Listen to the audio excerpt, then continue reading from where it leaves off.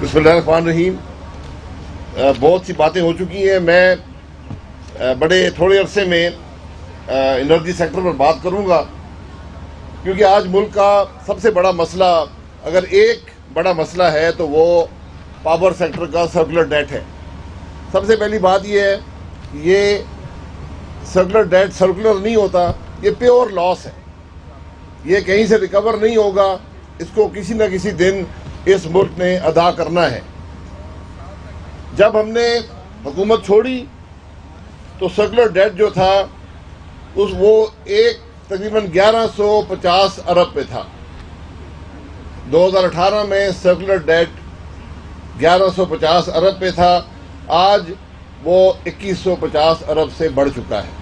یعنی 3 سال سے کم عرصے میں سرکولر ڈیٹ میں 1000 ارب کا اضافہ ہوا ہے، اور اسی شرح پر اس وقت جو بڑھنے کی شرح ہے وہ 700 ارب روپے سالانہ پہ پہنچ چکی ہے. اور اسی شرح پر یہ معاملہ بڑھتا رہا تو یہ اگلے 2 سال میں یہ تقریباً 3000 ارب پہ جا پہنچے گا. یہ سرکولر ڈیٹ کی حقیقت ہے. اس کا اثر کس پر پڑتا ہے؟ اس کا اثر جو ہے وہ پاکستان کے عوام پر پڑتا ہے. یہ پاکستان کے عوام ادا کرتے ہیں.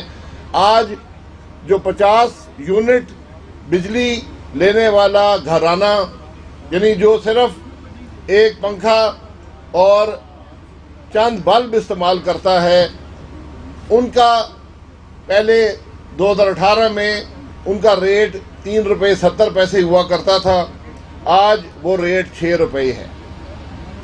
جو ٹیوب ویل، آپ لوگ پوچھتے ہیں کہ یہ رورل انفلیشن کیسے ہوئی ہے. جب ٹیوب ویل کا ریٹ 5 روپے 35 پیسے فی یونٹ سے 12 روپے پہ ہو جائے گا تو کسان کیا کرے گا؟ ان چیزوں کے اثرات پورے ملک پر پڑتے ہیں. کہ آپ کے سامنے ایک گراف رکھا ہے، یہ کیا نہیں صاحب، اس میں آپ دیکھ لیں کہ 2018 میں بجلی کا جو ریٹ تھا اوسطاً 11 روپے 72 پیسے تھا. 11 روپے اوپر 11 روپے 72 پیسے 11 روپے 72 پیسے تھا. آج وہ 19 روپے پہ پہنچ چکا ہے، 1899 پہ. یہ کارنامے ہیں اس حکومت کے. اس کے بعد جو دوسری چیز ہے، جب ہمارا ریٹ 11 روپے 72 پیسے تھا تو جو خرچہ تھا، جو بجلی پر جو خرچہ تھا، اس سے تھوڑی کم آمدن ہوا کرتی تھی. وہ دکھا دیں 11 روپے 72 پیسے 11 اوپر، یہ لائن برابر ہے. اب آپ جب آگے جائیں گے وہ دکھا دیں گریف جو ہے، یہ گیپ دیکھیں، یہ 300 ارب روپے کا گیپ ہے. یعنی حکومت کی بجلی کی آمدن جو ہے وہ اس کے اخراجات سے 300 ارب روپے زیادہ ہے. اس کے باوجود سرکولر ڈیٹ جو ہے وہ 600 ارب کی شرح سے بڑھ رہا ہے. یہ صرف حکومت کی ناکامی کے علاوہ کوئی بات نہیں ہے.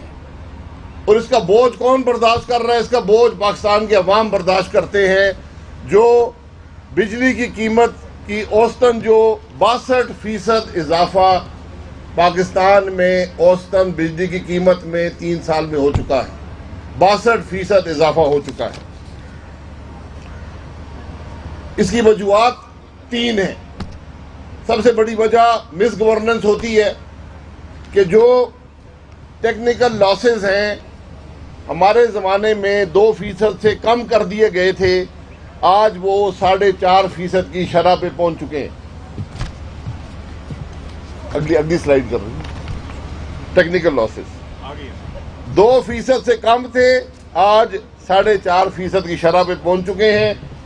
یہ آپ کے سامنے گراف ہے. جو گیپ ہے 2% کا ہوا کرتا تھا، 4.5 پہ ہو گیا. جو پیسے جس کو ریکور کرتے ہیں وہ ہمارے زمانے سے 10% ہم نے لیے تھے. ہم ان کو اگلی سلائیڈ پہ نہیں، یہ ریکوری والی، یہ جائن ادھر کیا نہیں صاحب کدھر ہیں یار؟ جائن ادھر دکھائیں نا یار، وہ بیچ والے جو ہے. یہ 5% کی شرح پہ ہم لے آئے تھے.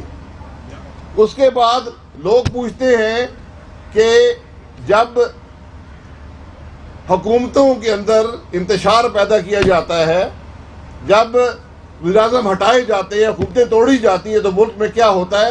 یہ بجلی میں دیکھ لیں کہ 2017 میں 5% کے لاسز تھے. اس کے بعد جب حکومت توڑی گئی، ملک میں انتشار ہوا، بلوچستان گورنمنٹ، دھرنے، فلانا ڈھینگا، وہ پھر 10% پہ آ گئی. پھر ہمارے مشہور الیکشن ہوئے 2018 کے، آج تک 10% کا گیپ موجود ہے. جبکہ اس عرصے میں لوڈ شیڈنگ ختم ہوئی، بجلی کی کنزمپشن میں 25 سے 30% اضافہ ہوا، لیکن وہ گیپ 10% ہی ہے. یہ ہے سرکولر ڈیٹ. آج چوتھے کے 5ویں وزیر ہیں، ہر وزیر اسمبلی میں کھڑے ہو کر کہتا ہے جی میں نے سب کچھ کنٹرول کر لیا ہے، سرکولر ڈیٹ کو کنٹرول کر لیا ہے. تو پھر ریٹ جو ہے وہ 11 روپے سے 19 روپے پہ کیسے پہنچا؟ پھر سرکولر ڈیٹ جو ہے وہ 3 سال میں دگنا کیوں ہو گیا اور اگلے 2 سال میں اور دگنا ہو جائے گا؟ اس کا جواب صرف ایک ہے، اس کا جواب 2018 کے الیکشن کی چوری میں ہے. جب الیکشن چوری ہوں گے، غیر نمائندہ حکومتیں آئیں گی، یہ ہوتا ہے ملک کے ساتھ. یہ ایک بہت چھوٹا پہلو میں نے آپ کے سامنے رکھا ہے. جب آپ بلا وجہ ڈالر ڈی ویلیویشن کریں گے، بجلی کے ریٹ بڑھیں گے. بجلی کا معاملہ ڈالروں میں ہوتا ہے. یہ آج ملک کے حالات ہیں. میں تھوڑا سا گیس پہ بات کر دیتا ہوں، آگے کر دیں. گیس کی حقیقت یہ ہے، ہم نے جب حکومت چھوڑی، یہ گیس کے ریٹ تھے.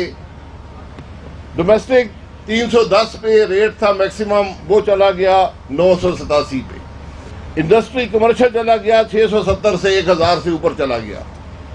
600 سے اوپر انڈسٹری 780 میں چلی گئی. یعنی کوئی ریٹ دگنے ہوئے، کوئی 50% بڑھے، کوئی 60% بڑھے.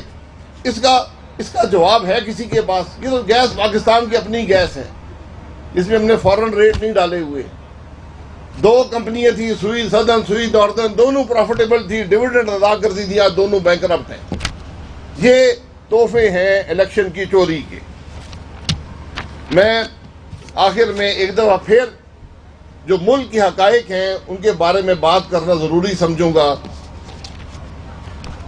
آج گروتھ کی بات ہوتی ہے. میں آپ کو حقیقت سے کہتا ہوں، نہ وزیر اعظم کو الف بے آتی ہے اکانومی کی. جو اس کے درباری مشیر اور وزیر کہتے ہیں وہی جا کے بیان کر دیتا ہے. حقیقت یہ ہے 2018 میں پاکستان کی جی ڈی پی 315 ارب ڈالر تھی، آج وہ 296 ارب ڈالر ہے. 3 سالوں میں ہماری جی ڈی پی جو ہے وہ 19 ارب ڈالر کم ہو گئی ہے. یہاں کوئی گروتھ نہیں ہے، نیگیٹو گروتھ ہے 3 سال کی. یہ پاکستان کی حقیقت ہے. یہ میرے نمبر نہیں ہے، میں نے اسی حکومت کے نمبر لے لیے ہیں. یہ جو آپ کو بتاتے ہیں نا 4% گروتھ ہو گئی. جب آپ نے اکانومی کو تباہ کر دیں گے، آپ کے پاس 100 روپے ہوں، آپ 15 ضائع کر دیں اور پھر 85 پہ آ جائیں اور پھر 90 پہ آ جائیں اور کہیں جی میں 4% گروتھ کر لی ہے، عوام کی جیب میں تو کچھ نہیں گیا. جو مسلم لیگ نون کی حکومت کام کر رہی تھی اسی شرح پر چلتا رہتا، کووڈ کا امپیکٹ بھی لے لیتے، تو پاکستان کی جی ڈی پی آج 368 ارب ڈالر ہوتی. 368، یعنی جہاں پر آج ہے اس سے 25% زیادہ ہوتی. پاکستان جہاں پر آج ہے اس سے 25% زیادہ امیر ہوتا. پاکستان کا ہر آدمی 25% زیادہ امیر ہوتا. یہ آج کے پاکستان کی حقیقت ہے. یہ نئے پاکستان کا تحفہ ہے. یہ 2018 کے الیکشن کی چوری کا نتیجہ ہے کہ آج بجائے آگے بڑھنے کے ہم پیچھے جا رہے ہیں. دنیا آگے بڑھ رہی ہے، پاکستان پیچھے جا رہا ہے. یہ آج پاکستان کی حقیقت ہے. اس کا اثر کیا ہے؟ 50 لاکھ اضافی لوگ بے روزگار ہو گئے. 50 لاکھ لوگ بے روزگار ہو گئے. ابھی میں وہ نہیں گنتا جن کی تنخواہوں میں کمی آئی ہے یا جن کو تنخواہ نہیں ملتی یا وہ لوگ جن کو روزگار نہیں مل رہا. جو نئے لوگ مارکیٹ میں آئے ہیں 50 لاکھ لوگ جو نوکری کر رہے تھے وہ بے روزگار ہوئے ہیں.